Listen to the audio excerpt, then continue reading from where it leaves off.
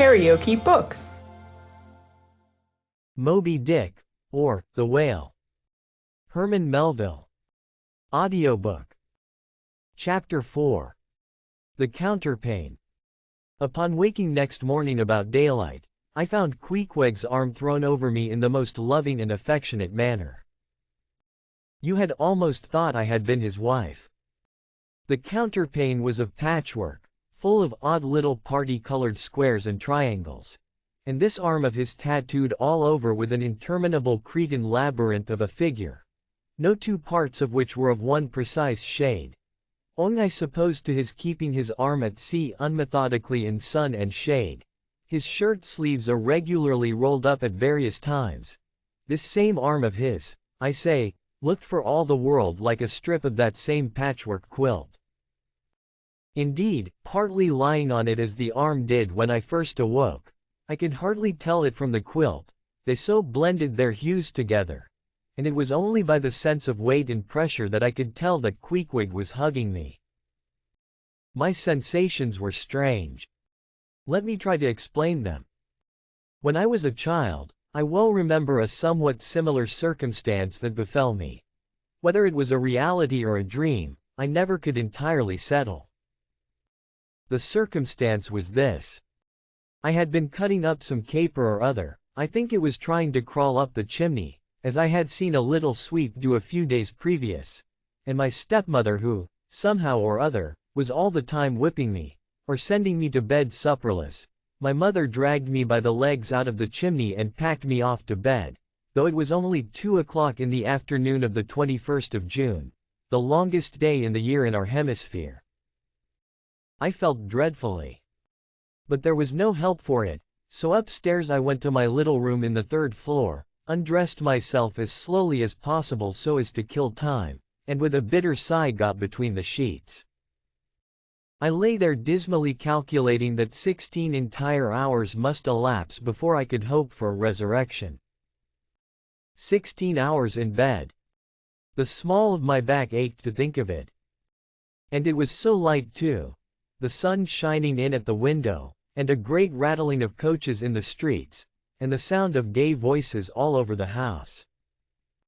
I felt worse and worse. At last I got up, dressed, and softly going down in my stockinged feet, sought out my stepmother, and suddenly threw myself at her feet, beseeching her as a particular favor to give me a good slippering for my misbehavior. Anything indeed but condemning me to lie abed such an unendurable length of time. But she was the best and most conscientious of stepmothers, and back I had to go to my room. For several hours I lay there broad awake, feeling a great deal worse than I have ever done since, even from the greatest subsequent misfortunes. At last I must have fallen into a troubled nightmare of a doze, and slowly waking from it, half steeped in dreams, I opened my eyes, and the before sunlit room was now wrapped in outer darkness. Instantly I felt a shock running through all my frame. Nothing was to be seen, and nothing was to be heard, but a supernatural hand seemed placed in mine. My arm hung over the counterpane, and the nameless, unimaginable, silent form or phantom, to which the hand belonged, seemed closely seated by my bedside. For what seemed ages piled on ages, I lay there, frozen with the most awful fears, not daring to drag away my hand, yet ever thinking that if I could but stir it 1 single inch, the horrid spell would be broken. I knew not how this consciousness at last glided away from me, but waking in the morning, I shudderingly remembered it all, and for days and weeks and months afterwards I lost myself in confounding attempts to explain the mystery. Nay, to this very hour, I often puzzle myself with it. Now, take away the awful fear, and my sensations at feeling the supernatural hand in mine were very similar, in their strangeness, to those which I experienced on waking up and seeing Queequeg's pagan arm thrown round me. But at length all the past night's events soberly recurred, one by one, in fixed reality, and then I lay only alive to the comical predicament. For though I tried to move his arm, unlock his bridegroom clasp, yet, sleeping as he was, he still hugged me tightly, as though naught but death should part us twain. I now strove to rouse him, Queequeg, but his only answer was a snore. I then rolled over, my neck feeling as if it were in a horse collar, and suddenly felt a slight scratch. Throwing aside the counterpane, there lay the tomahawk sleeping by the savage's side, as if it were a hatchet-faced baby. A pretty pickle, truly, thought I, abed here in a strange house in the broad day, with a cannibal and a tomahawk. Queequeg, in the name of goodness, Queequeg, wake. At length, by dint of much wriggling, and loud and incessant expostulations upon the unbecomingness of his hugging a fellow male in that matrimonial sort of style, I succeeded in extracting a grunt, and presently, he drew back his arm, shook himself all over like a Newfoundland dog just from the water, and sat up in bed, stiff as a pikestaff, looking at me, and rubbing his eyes as if he did not altogether remember how I came to be there, though a dim consciousness of knowing something about me seemed slowly dawning over him. Meanwhile, I lay quietly eyeing him, having no serious misgivings now, and bent upon narrowly observing so curious a creature. When, at last, his mind seemed made up touching the character of his bedfellow, and he became, as it were, reconciled to the fact, he jumped out upon the floor, and by certain signs and sounds gave me to understand that, if it pleased me, he would dress first and then leave me to dress afterwards, leaving the whole apartment to myself. Thinks I, Queequeg, under the circumstances, this is a very civilized overture. But, the truth is, these savages have an innate sense of delicacy. Say what you will. It is marvelous how essentially polite they are. I pay this particular compliment to Queequeg, because he treated me with so much civility and consideration, while I was guilty of great rudeness, staring at him from the bed, and watching all his toilette motions, for the time my curiosity getting the better of my breeding. Nevertheless, a man like Queequeg you don't see every day. He and his ways were well worth unusual regarding. He commenced dressing at top by donning his beaver hat, a very tall one, by the by, and then, still minus his trousers, he hunted up his boots. What under the heavens he did it for, I cannot tell, but his next movement was to crush himself, boots in hand, and hat on, under the bed, when, from sundry violent gaspings and strainings, I inferred he was hard at work booting himself.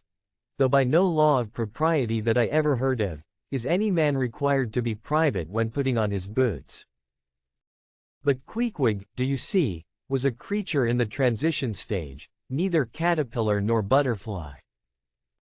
He was just enough civilized to show off his outlandishness in the strangest possible manners. His education was not yet completed. He was an undergraduate. If he had not been a small degree civilized, he very probably would not have troubled himself with boots at all. But then, if he had not been still a savage, he never would have dreamt of getting under the bed to put them on. At last, he emerged with his hat very much dented and crushed down over his eyes, and began creaking and limping about the room, as if, not being much accustomed to boots, his pair of damp, wrinkled cowhide ones, probably not made to order either, rather pinched and tormented him at the first go-off of a bitter cold morning.